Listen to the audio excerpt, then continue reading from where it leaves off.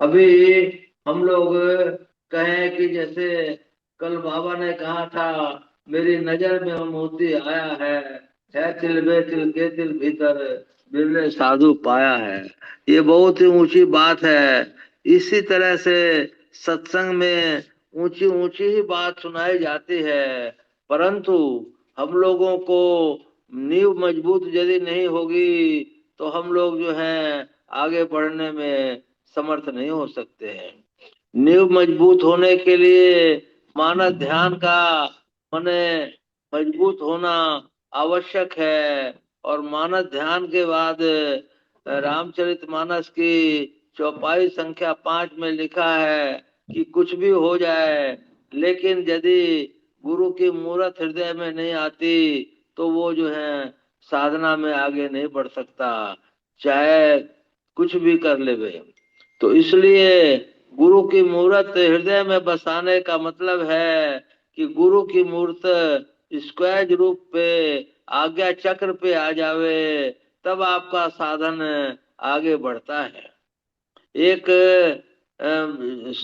सत्संगी को मैं जानता हूँ, जो वो जब भी स्तुति पाठ करता है तो कुप्पा घाट से बड़े गुरु महाराज और हुजूर का तस्वीर उसको हूबहू नजर आता है। वो बहुत भाग्यशाली हैं, मैं उनको प्रणाम करता हूँ, परंतु उनको इस बात की जानकारी कभी मैंने होने नहीं दी है कि तुमको ये गुण है। मेरा कहने का मतलब है कि सूर्य त्रिकुटी महल में यदि हम पहुंच जाते हैं तो हम लोगों को फिर, अगर सब तरह से ठीक हैं, तो हम लोग अनहदनाद को सुनते हैं, और अनहदनाद को भी कई वर्षों तक सुनते हुए फिर अनाहतनाद तक पहुंच जाते हैं। यही संत मत की 4 सीढ़ियां हैं। अनाहतनाद के बाद फिर परम पुरुष सर्वेश्वर को प्राप्त करते हैं।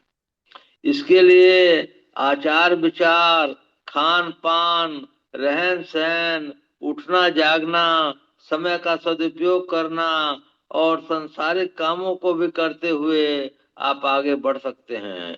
लेकिन इसके लिए आवश्यक शर्त है एकदम सदाचारी होना, शुद्ध और पवित्र होना।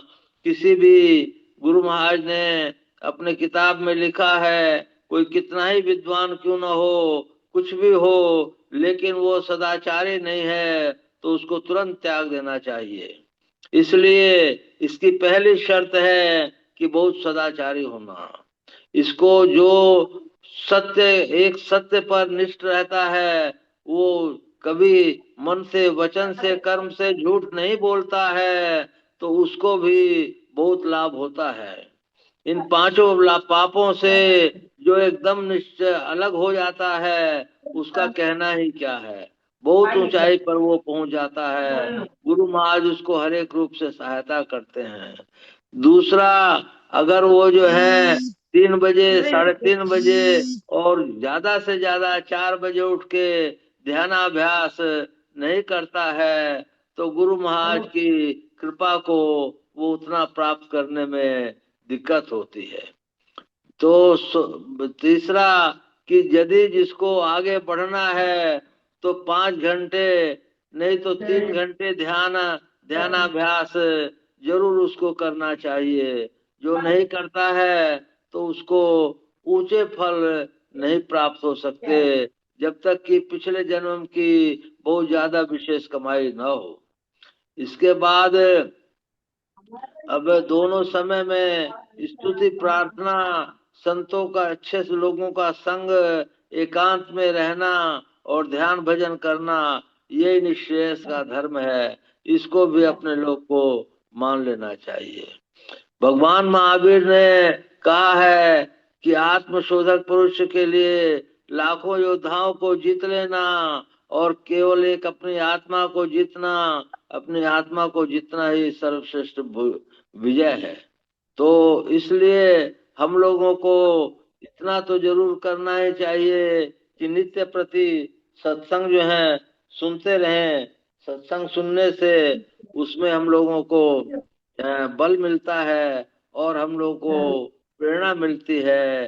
ध्यान भजन करने से हम लोग को प्रेरणा मिलती है। साधु संगों का रहने से हम लोग को प्रेरणा मिलती है।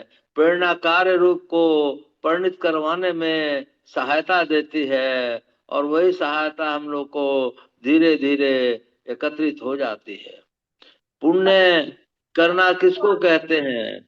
सत्संग करने, सत्संग करना, सुनाना, सुनना, ये पुण्य का सर्वश्रेष्ठ भाग हम समझते हैं। इसके लिए आपको जितना भी देर हो सत्संग सुनते रहिए, तो आपके विचारों में, क्योंकि कहा गया है जैसा सुनता है मनुष्य वैसा ही बोलता है, वैसा ही विचार करता है। तो आपको हर एक तरह से मने अच्छाई है। जब हम लोग दृष्टि साधन की क्रिया अच्छी कर लेते हैं तो बहुत बड़ा काम हो जा रहा है। बाबा देवी साहब ने कहा है, मरने से पहले वो और क्या वाक्य है मेरे को ध्यान नहीं है, उसको करने से पहले भगवान को प्राप्त करो। भगवान को प्राप्त करना इतना सहज खेल तो नहीं है, परंतु जो इसमें लगा रहेगा तो उसको अगले दफे फिर मनुष्य जीवन अवश्य मिल जाएगा।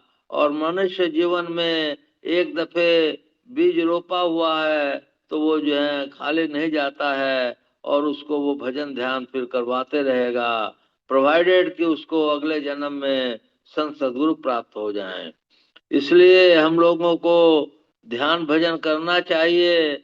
हम लोग मनुष्य योनि हम लोगों को परम प्रभु सर्वेश्वर ने दी है, वो मनुष्य योनि का लाभ उठाना चाहिए।